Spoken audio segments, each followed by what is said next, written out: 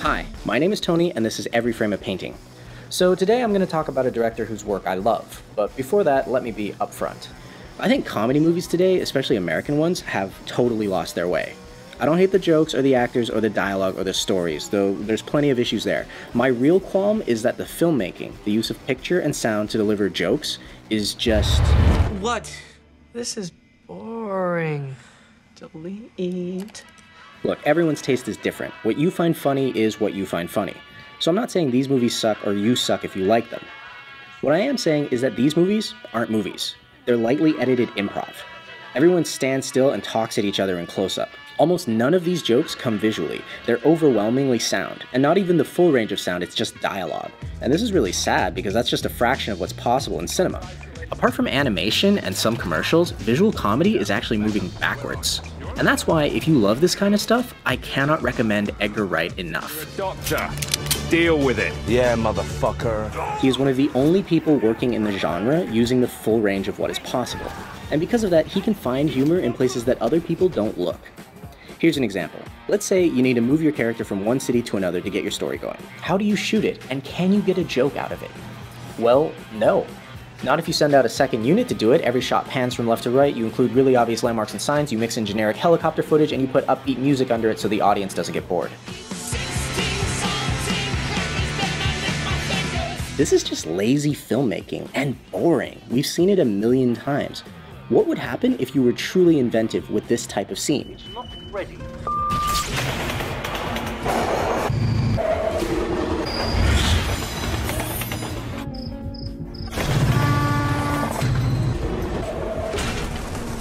There we go.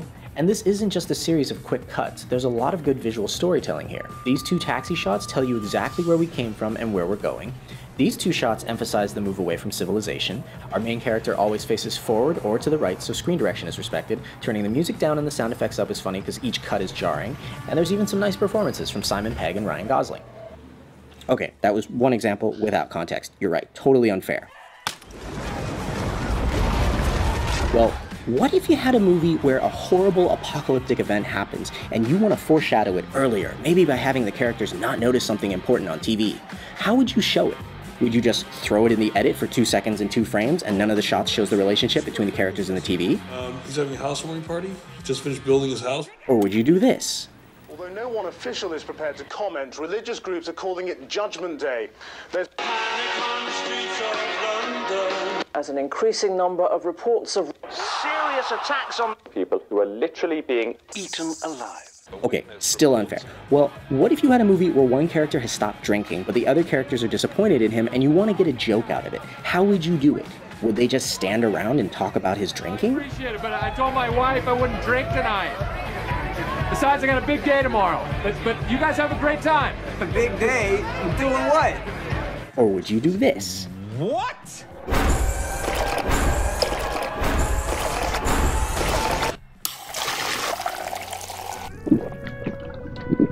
I don't believe this. This is what separates a mediocre director from a great one. The ability to take the most simple, mundane scenes and find new ways to do them. Great directors understand that you can get a laugh just through staging. Here's an example I cribbed from David Bordwell. Things popping up into frame are funny. Slow ahead. I can go slow ahead. Come on down and chum some of this shit.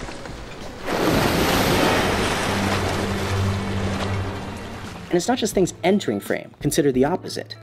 I said tell Miss Laura goodbye. Bye, Miss Laura. You can get a laugh from a zoom. You want to pop the trunk and roll the windows down, please?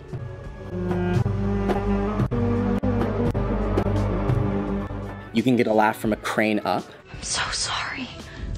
I'm going home, Rita. I know, Shirley, I know. No, seriously, I'm going home. Can you help me out? Oh. You can get a laugh from a pan.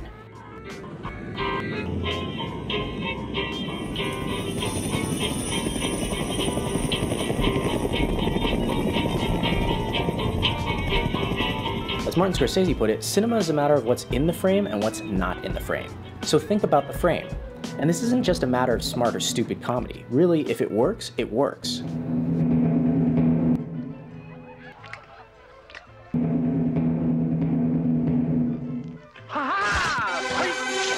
So with that, here are 8 things Edgar Wright does with picture and sound that I want to see other comedy filmmakers try out. Number 1, things entering the frame in funny ways. It's listening. It's for Scott. The geographical location shouldn't factor in the application of the law. No thanks. Number 2, people leaving the frame in funny ways. Time! You don't know how to switch off! Yeah, if you didn't see anything suspicious, then who did?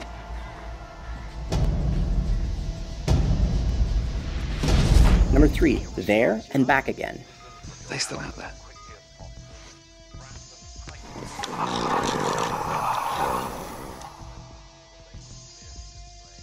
Yeah.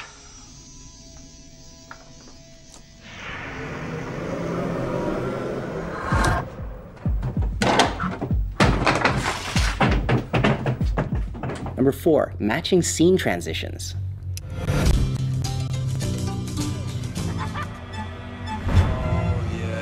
I remember this one. Wallace, how do you do that?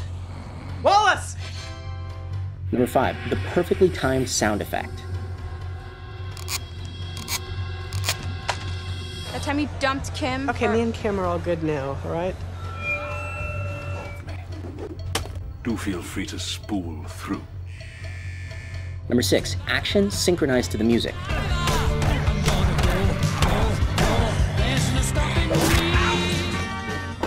Drinking beer pubs. Shall we? Number 7, super dramatic lighting cues. Gotta be a man.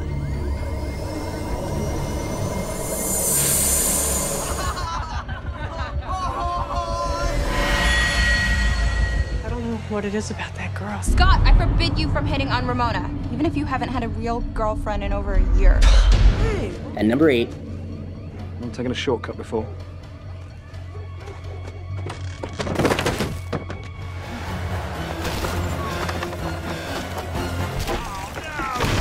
and you know what, let's throw in number 9. Let him have it.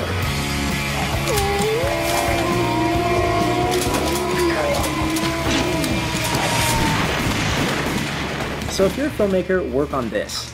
The frame is a playground, so play.